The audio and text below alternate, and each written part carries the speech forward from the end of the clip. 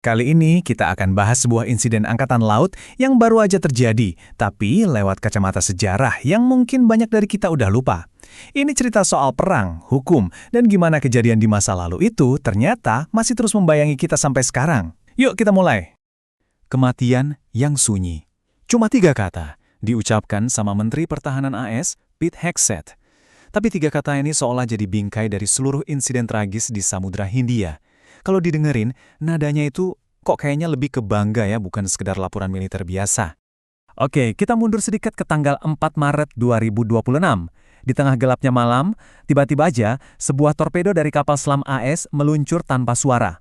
Dan boom, langsung menghantam fregat Iran, Iris Dena, yang waktu itu lagi dalam perjalanan pulang setelah latihan militer di India. Serangan itu menewaskan 87 pelaut. Dan dari semua awak kapal, cuma 32 orang yang berhasil selamat. Terus dari yang selamat itu, berapa banyak yang ditolong sama kapal selam AS yang menyerang tadi? Jawabannya, 0, kosong. Kapal selam itu ngilang gitu aja dari lokasi, ninggalin mereka terombang-ambing di lautan. Jadi ini tuh cuma sekedar aksi perang biasa gitu? Atau jangan-jangan ada cerita lain di baliknya? Nah, pertanyaan inilah yang ngebawa kita dari kejadian modern ini ke sebuah perbandingan sejarah yang benar-benar mengejutkan. Sekarang, kita coba lompat jauh ke belakang, mundur 84 tahun, ke sebuah insiden yang mirip banget, tapi dengan hasil akhir yang beda jauh di tengah-tengah Perang Dunia Kedua. Jadi, ceritanya gini. 12 September 1942, U-boat Jerman nenggelamin kapal Inggris Laconia. Sampai sini, ya biasa aja kan, namanya juga perang. Tapi, komandannya Werner Hartenstein pas sadar kalau kapal itu bawa sekutu mereka sendiri, tawanan perang Italia, dia ngelakuin sesuatu yang gila banget pada masanya. Dia muncul ke permukaan, mulai operasi penyelamatan besar-besaran, dan bahkan nyarin pesan minta bantuan pakai bendera palang merah. Nah, ironisnya di mana? Justru sebuah pesawat pengebom Amerika yang datang dan nyerang mereka maksa si U-boat buat batalin penyelamatan. Dan tahu nggak apa akibat dari serangan Amerika itu? Lahirlah Perintah Laconia, sebuah perintah resmi yang larang semua U-boat Jerman buat nolongin korban selamat. Jadi satu tindakan kemanusiaan yang digagalkan malah ngebuka pintu buat kebijakan perang yang jauh lebih kejam. Oke, sekarang kita udah punya 2 cerita. Satu dari masa lalu, satu dari masa kini. Coba deh kita jajarin, kita bandingin langsung. Apa yang kita temuin mungkin bakal bikin kita geleng-geleng kepala. Lihat deh bedanya.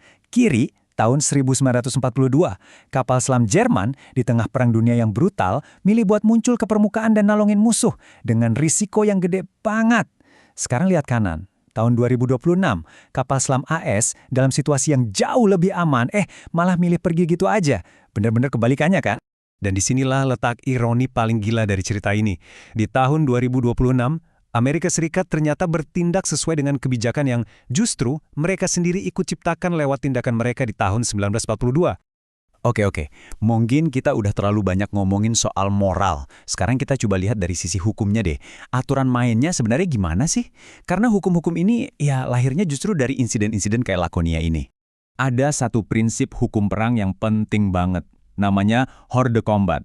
Artinya di luar pertempuran. Gampangnya gini. Kalau ada prajurit yang udah nggak bisa bertempur lagi, misalnya ya, itu tadi, pelaut dari kapal yang udah tenggelam, mereka udah nggak boleh diserang. Justru, mereka harus ditolong. Dan ini bukan cuma prinsip umum loh, tapi udah jadi hukum tertulis. Di Konvensi Jenewa kedua tahun 1949, pasal 18, itu jelas banget. Setelah pertempuran di laut, semua pihak itu wajib, hukumnya wajib ya, buat ngelakuin segala cara untuk nyari, ngumpulin, dan ngerawat korban yang karam, luka, atau sakit. Dan ini berlaku tanpa pandang bulu, mau kawan ataupun lawan. Tapi kan pasti ada yang mikir, tapi kan bahaya buat kapal selam kalau muncul ke permukaan. Iya bener, itu argumen yang valid banget. Tapi ada tapinya. Tapinya adalah Iris Dena itu ditenggelamkan 2000 mil jauhnya dari zona tempur manapun. 2000 mil di perairan yang relatif aman tanpa ancaman langsung. Alasan terlalu berbahaya itu jadi kedengaran ya agak kosong kan? Oke, jadi kenapa kita harus peduli sama satu kapal yang tenggelam di tengah samudra? Apa pentingnya? Nah, ini dia. Karena insiden ini bukan cuma soal satu kapal, ini soal presiden global, soal masa depan peperangan. Begini logikanya, kalau sebuah negara adidaya, negara yang jadi panutan, terang-terangan ngelanggar aturan, Itu sama aja kayak ngasih lampu hijau buat negara lain buat ngelakuin hal yang sama. Standar yang udah susah payah dibangun puluhan tahun, bisa runtuh gitu aja. Dan yang bikin makin miris, di tengah semua ini, tahu nggak siapa yang akhirnya benar-benar ngejalanin semangat konvensi Jenewa? Justru Sri Lanka, sebuah negara netral yang nggak ada urusannya sama konflik ini. Angkatan laut mereka lah yang akhirnya datang buat ngerjain tugas kemanusiaan yang ditinggalkan. Ini ngebawa kita ke pertanyaan yang paling penting.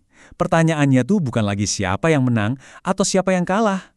Pertanyaannya adalah, selain kapal itu, apalagi yang ikut tenggelam bersamanya? Mungkin kehormatan, kemanusiaan, aturan main yang kita sepakati bersama? Dan kita tutup dengan pemikiran ini. Hukum humaniter, aturan-aturan perang ini, tujuannya itu bukan buat ngatur siapa yang menang. Bukan. Tujuan utamanya adalah supaya setelah perang usai, setelah debu pertempuran hilang, kita semua masih bisa ngaca dan bilang, ya, kita masih manusia.